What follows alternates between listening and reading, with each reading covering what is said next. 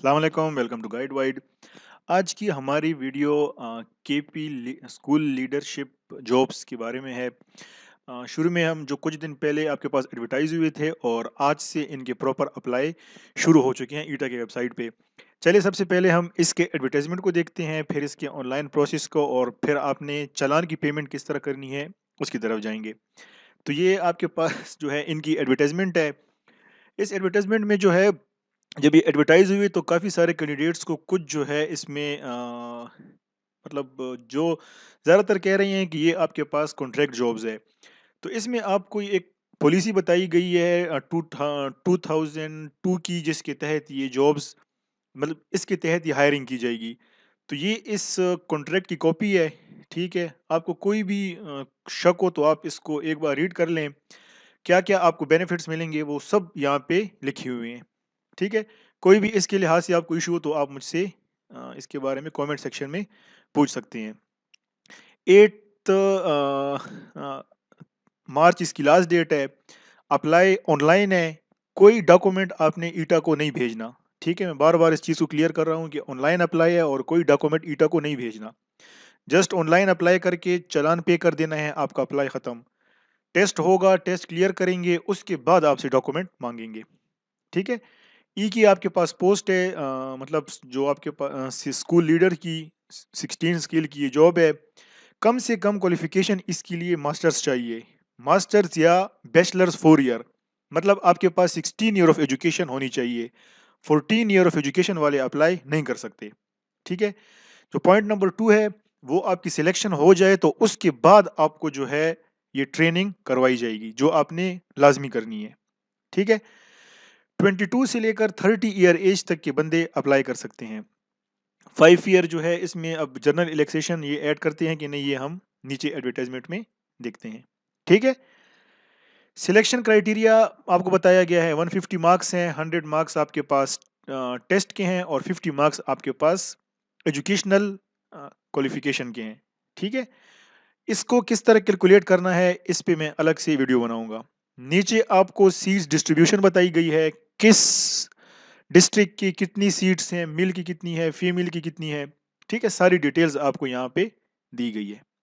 ठीक है, इसके बाद जो है आपको यहाँ पे ये आपके पास आपको सारे पॉइंट्स बताए गए हैं एडवर्टाइजमेंट के। आपने 1 से लेकर ये आपके पास टोटल 21 पॉइंट्स है, ये आपने सारे एक एक पॉइंट रीड करना है।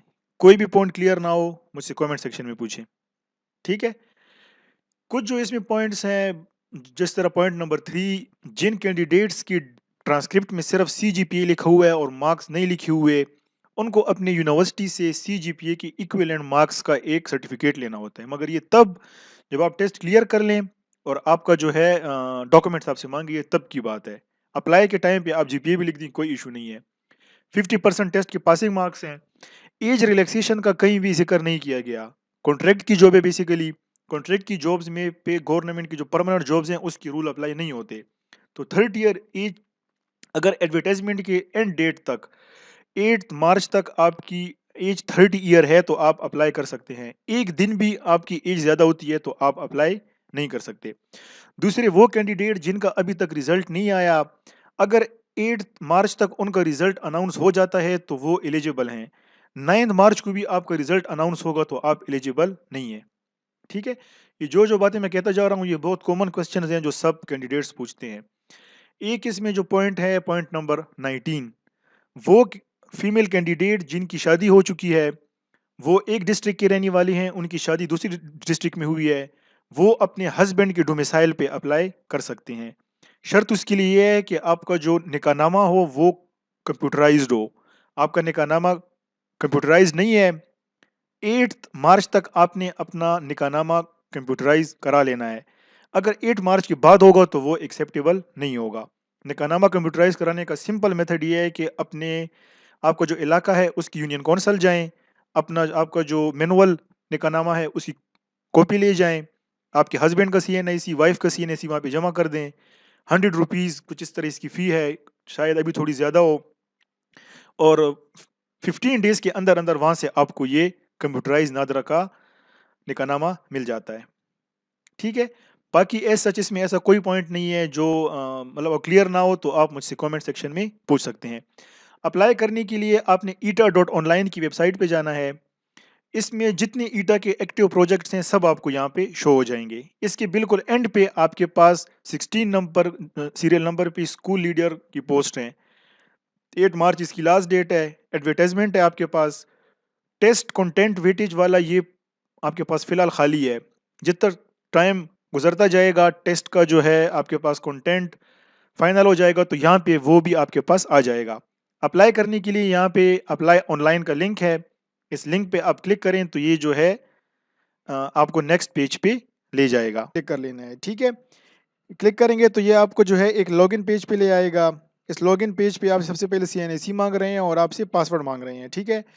अगर आपने ईटा के थ्रू पहले कभी अप्लाई किया है तो इस पोर्टल पे आपका अकाउंट पहले से बना होगा। आपने जस्ट आके यहाँ पे अपना सीएनएसी नंबर लिखना है, अपना पासवर्ड लिखना है और लॉगिन कर लेना है, ठीक है? लॉगिन करने के बाद आपकी सारी डिटेल्स भी वहाँ पे गिवन होगी, आपने जस्ट पोस्ट के लिए अप्लाई कर लेना है। इन केस आपको अपना पासवर्ड याद नहीं आ रहा, इस फॉरगेट पासवर्ड के बटन पे क्लिक करें, यहाँ पे अपना सीएनएसी नंबर लिखें विदाउट डैशेज़, अपना मोबाइल नंबर लिखें जो आपने अप्लाई करते वक्त यहाँ पे दिया था। सबमिट के बटन पे क्लिक करेंगे तो ये आपको यहाँ पे आपका पासवर्ड शो कर देगा, ठीक है? इसके बाद अगर आपका अकाउंट नहीं है, आप फर्स्ट टाइम इस पोर्टल पे आए हैं तो आप इस रजिस्टर के बटन पे क्लिक कर लें। रजिस्टर के बटन पे क्लिक करेंगे तो ये आपको जो है एक नेक्स्ट पेज पे ले जाएगा, जहाँ पे आपसे जो है कुछ बेसिक इन्फॉर्मेशन मांगेंगे और आपका ईटा की वेबसाइट पे अकाउंट क्रिएट हो जाएगा। इसमें सबसे पहले आपसे नेम मांगा गया है, फिर date of birth, CNIC number. इसमें जो है आपको यहाँ पे जो है कुछ फ़ील्ड के साथ लिखा हुआ है कि ये फ़ील्ड अगर आपने यहाँ पे एक बार लिख ली, इनको आप आगे फॉर्म में एडिट नहीं कर सकते। तो ये फ़ील्ड्स फ़िल करते वक़्त बहुत सोच समझ के आपने इनको फ़िल करना है, क्योंकि अगर इसमें आपसे मिस्टेक हो गई, तो इसको फिर आप एडिट नहीं कर सकते, ठीक है? तो चलिए हम इन फ़ील्ड्स को फ़िल करते हैं। सबसे पहले यहाँ पे आपने जो है अपना नेम लिखना है, ठीक है? नेम की स्पेलिंग में जो है आपने कोई मिस्टेक नहीं करनी, क्योंकि ये बाद में एडिटेबल नहीं है, ठीक है? इसके बाद जो है आप यहाँ पे अपना जो है डेट ऑफ बर्थ लिखें, date of birth sorry month लिखें, फिर डेट लिख लें और फिर जो है ईयर सेलेक्ट कर लें, ठीक है? इसके बाद आप जो है यहाँ पे अपना सीएनआईसी नंबर लिखें। सीएनआईसी नंबर में भी जो है आपने कोई मिस्टेक नहीं करनी, ठीक है? सीएनआईसी नंबर जो है यहाँ पे आप अपना दोबारा ऐड कर, ठीक है? आप अपना सीएनआईसी यहाँ पे दोबारा से लिखें। इसके बाद जो एक बहुत इम्पोर्टेंट चीज़ है वो जो है यहाँ पे आपने अपना ज़ोन सेलेक्ट करना है। आप केपीके का जो है जितनी भी डिस्ट्रिक्ट हैं उनको ज़ोन्स में डिवाइड किया गया है। अगर आपको अपने ज़ोन का नहीं पता, आप यहाँ पे ज़ोन 1 सेलेक्ट करें, डिस्ट्रिक्ट्स पे सिलेक्ट करें तो आपको दिखा देंगे कि आपका ज़ोन 1 में कौन से डिस्ट्रिक्ट हैं। इस तरह ज़ोन 2 सिलेक्ट करें तो आपको ज़ोन 2 की डिस्ट्रिक्ट दिखा देगा। तो इस ऑप्शन को आपने बहुत सोच समझ के सिलेक्ट करना है, ठीक है? क्योंकि इनको आप फ्यूचर में एडिट भी नहीं कर सकते और इसी के बेस पे जो है आपका अप्लाई आगे होगा, ठीक है? तो मेरा ज़ोन 2 है तो मैं ज़ोन 2 सिलेक्ट कर रहा हूँ, उसमें मैं पेशावर डिस्ट्रिक्ट सिलेक्ट कर रहा हूँ। इसके बाद यहाँ पे अपना ईमेल आपने लिखना है, ईमेल के बाद अपना मोबाइल नंबर लिखना है। मोबाइल नंबर के साथ भी आपको कहा गया है कि आपने ऐसा नंबर यूज़ नहीं करना जो किसी और सिम पे कन्वर्टेड हो। ईटा आपसे जितने भी आपका जो है ईटा से कॉन्टैक्ट होता है तो वो आपको जो है रोल नंबर वगैरह सारी डिटेल मैसेज के थ्रू भेजता है। तो अगर आपका नंबर दूसरे सिम पे कन्वर्टेड होगा तो आपको इनके मैसेज रिसीव नहीं होंगे। इसके बाद अपना पासवर्ड लिखें, कोशिश करें पासवर्ड आपका 8 डिजिट से कम ना हो। मोस्टली वेबसाइट पे 8 डिजिट का पासवर्ड ही होता है मिनिमम, ठीक है? सारी डिटेल देने के बाद आप जो है साइन अप के बटन पे क्लिक करें, तो आपके पास मैसेज आएगा आपका अकाउंट क्रिएट हो गया है। ओके के बटन पे क्लिक करेंगे, ये डायरेक्ट आपको जो है लॉगिन पेज पे ले जाएगा। अब आप यहाँ पे जो है अपना सीएनआईसी नंबर लिखें, ठीक है? सीएनआईसी नंबर लिखने के बाद अपना पासवर्ड लिखें और इस ल लॉगिन के बटन पे क्लिक कर लें। क्लिक करेंगे तो ये जो है आपको लॉगिन कर लेगा। लॉगिन करने के बाद आपको जो है कुछ इंस्ट्रक्शंस आपके सामने आएँगी, ठीक है? इनको भी एक बार पढ़ लें अगर आपको कोई भी इश्यू हो, नहीं तो इस वीडियो में हम इस जो है सारे जितनी भी ऑप्शंस हैं उनको कवर करेंगे। इसके बाद आपने सबसे पहले अपडेट प्रोफ़ाइल के ऑप्शन पे आना है। अपडेट प्रोफ़ाइल के ऑप्शन पे आएँगे तो यहाँ पे कुछ फ़ील्ड जो हैं आपके पास डिसेबल हैं। जब हम साइन अप कर रहे थे वहाँ पे कह रहे थे कि इन फ़ील्ड्स को आप एडिट नहीं कर सकते, जिसमें नेम था, सीएनआईसी था, ठीक है? अच्छा, इसके बाद जो है यहाँ पे आपने जो है अपना फ़ादर नेम लिख लेना है अब। फादर नेम लिखने के बाद जो है अपना जेंडर सेलेक्ट करें। अच्छा, यहाँ पे जेंडर के साथ भी लिखा है कि फ्यूचर में आप इसको एडिट नहीं कर सकते। तो इन सारे ऑप्शंस को जो है आपने बहुत ख्याल से जो है सिलेक्ट करना है। इसके बाद आपसे पोस्टल एड्रेस पूछ रहे हैं। पोस्टल एड्रेस वो जहाँ पे आपको पोस्ट रिसीव होती हो, और परमानेंट एड्रेस जो आपकी CNIC के बैक पे लिखा होता है, ठीक है। तो अपना पोस्टल एड्रेस दें, ठीक है, अपना परमानेंट एड्रेस दें। मैं जस्ट आपको डेमो दे रहा हूँ, इसलिए मैं जस्ट सिटी का नाम लिख रहा हूँ। आपने यहाँ पे जो है अपनी फुल एड्रेस लिखनी है, ठीक है। इसके बाद यहाँ पे दूसरा मोबाइल नंबर लिख लें अल्टरनेटिव, इन केस अगर ये नंबर आपका इस पे कॉन्टैक्ट ना हो सके तो आप यहाँ पे अपना दूसरा नंबर जो है आपसे उस पे कॉन्टैक्ट कर सकें, ठीक है। इसके बाद जो है आपका डेट ऑफ बर्थ यहाँ पे पहले से सिलेक्टेड है, आपका डोमिसाइल पहले सिलेक्टेड है, जोन आपका पहले से सिलेक्टेड है। यहाँ पे आपसे जो कह रहे हैं कि आपको जो है एज रिलैक्सेशन चाहिए कि नहीं। टीचिंग की जो आपके पास ये जॉब्स हैं, इनके लिए जो एज लिमिट है वो 35 है, ठीक है। तो अगर आपको एज रिलैक्सेशन चाहिए तो इसको यस कर दें, नहीं है तो आप इसको नो रहने दें, ठीक है। इसके बाद अगर आप डिसेबल हैं तो डिसेबल का इसमें अपना कोटा है, हैं तो यस कर दें, मगर आपके पास अपनी डिसेबिलिटी का कोई प्रूफ होना चाहिए, नहीं है तो आप इसको नो रहने दें। ऑक्यूपेशन अपना जो है आप करंटली क्या कर रहे हैं, अगर आप गवर्नमेंट एम्प्लॉई हैं तो इसको यस कर दें। फिर उसके बाद आपको अपने डिपार्टमेंट से NOC लेनी होगी इन जॉब्स पे अप्लाई करने के लिए, ठीक है। तो नहीं है तो आप इसको जो है जॉबलेस कर दें। अगर कोई प्राइवेट जॉब कर रहे हैं आप यहाँ पे प्राइवेट जॉब कर दें, ठीक है। इसके बाद अगर आप हाफिज कुरान हैं इसको आप यस कर दें, नहीं है तो आप इसको नो कर दें। यहाँ पे आपसे पूछ रहे हैं कि आपकी हाईएस्ट क्वालिफिकेशन क्या है, ठीक है।